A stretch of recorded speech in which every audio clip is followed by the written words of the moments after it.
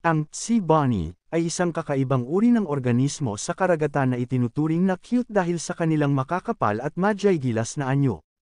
Ito ay isang uri ng malambot na hayop na walang balat, kilala sa pangalang Joruna parva. Maaaring magkaroon nito ng iba't ibang kulay tulad ng puti, dilaw, kayumanggi, at paminsang berde. Gayunpaman, hindi ito talaga kamukha ng kuneho kahit na may puting katawan at mahabang tenga. Ang mga tenga nito ay mga anti ng tinatawag na rhinopores na mayroong maliit na flap sa gilid.